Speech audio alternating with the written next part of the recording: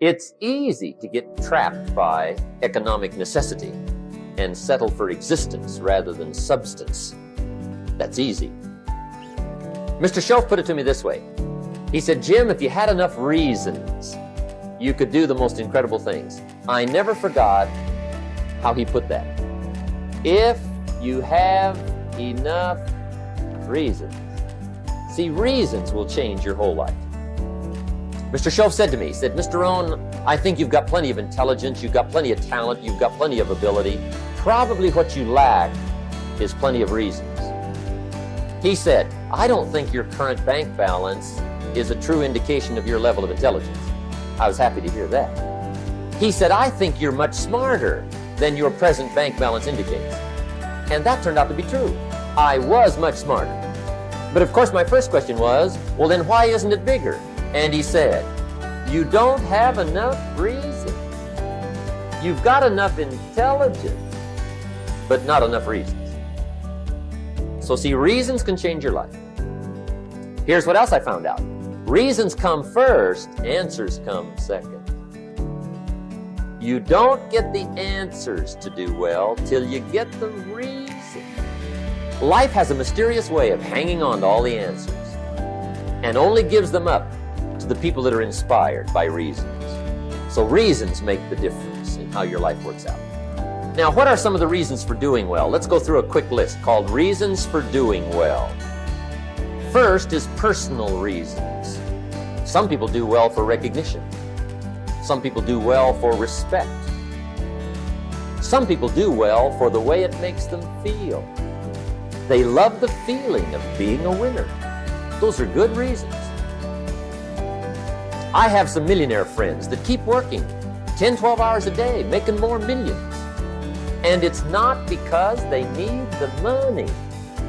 It's because they need the joy and the satisfaction and the pleasure that comes from being a constant winner.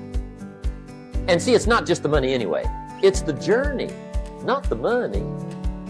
Once in a while, somebody says to me, boy, if I had $1 million, I'd never work another day in my life. That's probably why the good Lord sees to it they don't get their million, right? They'd quit. They'd quit. Okay. Next is family reasons. Some people do extremely well for other people, and that's powerful. Human beings can greatly affect each other. Sometimes we will do things for somebody else we will not do for ourselves. We're made that way.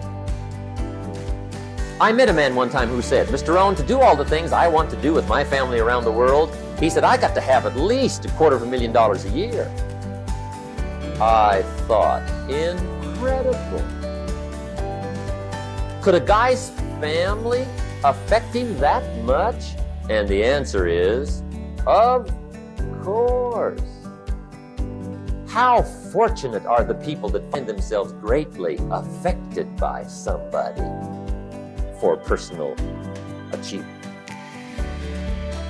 And we are affected. The writer of a recent song said, if not for you, the winter would hold no spring, couldn't hear a robin sing. I just wouldn't have a clue if not for you.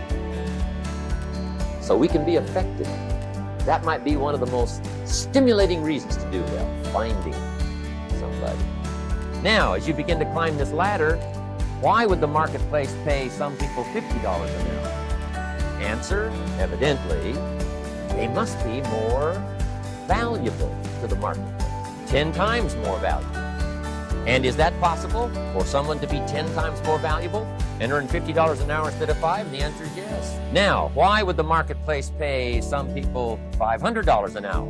Evidently, this person must be much more valuable to the marketplace. That's what's important to understand, to the marketplace. And would the marketplace pay one person $80 million for 1 year's work? And the answer is, of course.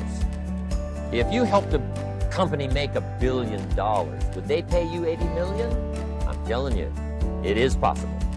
And that's why America is so exciting. That's why this financial ladder is so exciting. It's possible for all of this to come true for all of you, no matter where you start, as a student in school, just getting started out there in the workplace, this is all possible. Now, Mr. Shof gave me the clue on how to climb this ladder as high as I wanted to climb. Now, we're talking primarily economics here. There's a lot of other ways to become valuable to your family, valuable to your friends, valuable to the community, valuable to the team, right? Valuable to the team effort, valuable to the concert. But here's what he said to me. In climbing this ladder economically, all you have to do is work harder on yourself than you do on your job.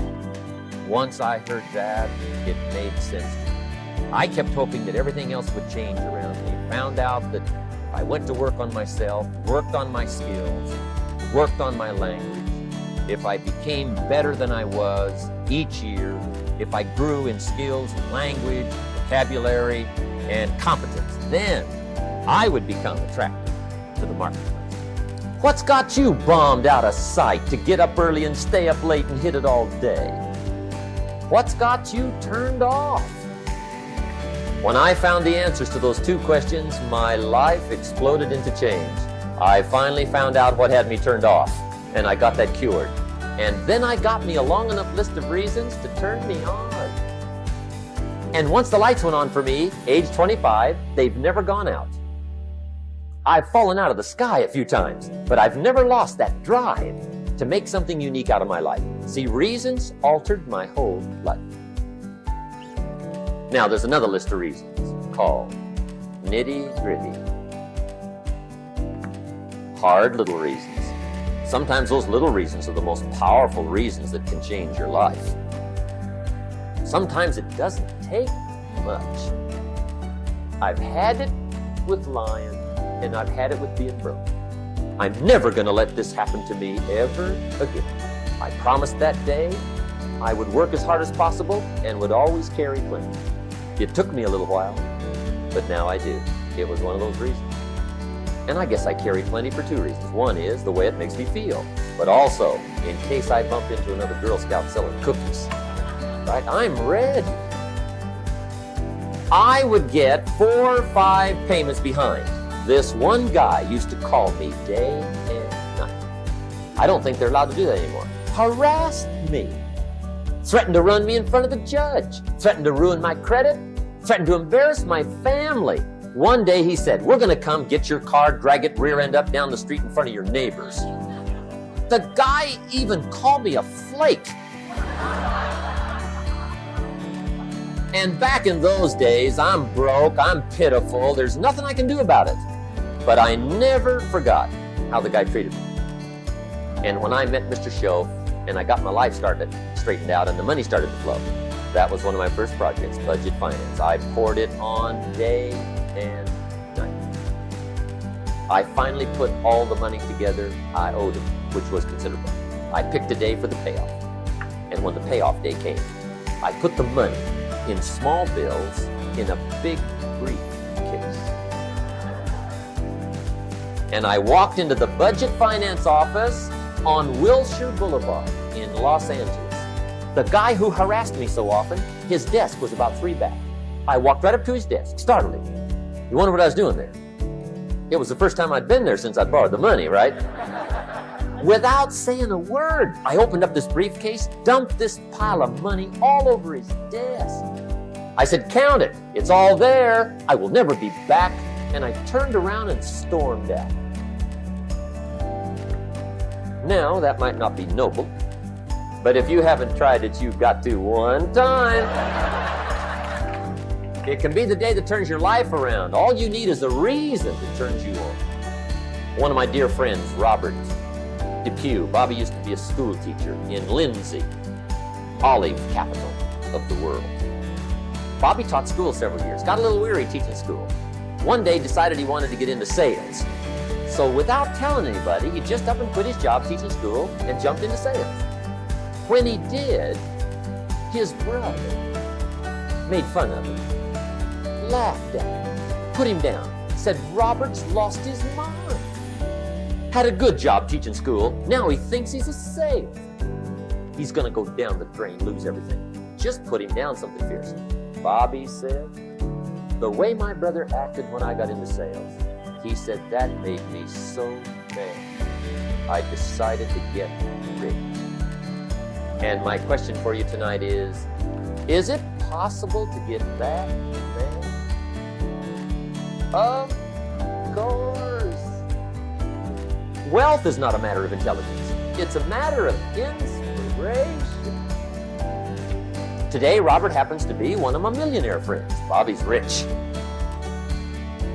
Frank Sinatra said one time, the best revenge is massive success. Hey, get you a long enough list of reasons so that after tonight you never lack for inspiration.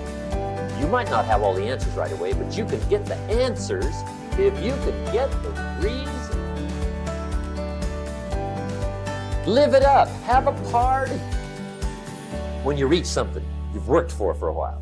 See, we all grow from two experiences. One is called the pain of losing. The other one is called the joy of winning. We need both of them. Amplify them as much as you can, which also means make losing painful. If you set up something, fooled around, didn't get it, put it on yourself. On the other side, if you did get it, congratulate yourself. Self-congratulations is a sign of maturity. Seeking congratulations is a sign of immaturity. But hey, winning and losing, see, that's what it's all about. That's the name of the game. Now, some people lead such mediocre lives. At the end of the day, they don't know whether they're winning or losing. They got no clue. Guy's just going through the day with his fingers crossed. There's a better way. Okay, here's the third category of goals, personal development. Put those goals together, personal development goals. That's your goals to be stronger, more decisive, be a speaker, be a leader, learn a language, all kinds of skills. The whole weekend seminar was designed to improve all your skills so that you walk away more skillful. And that's what you want, the personal development skills. That's what attracts, that's what brings good things to your life, the person you become more skillful.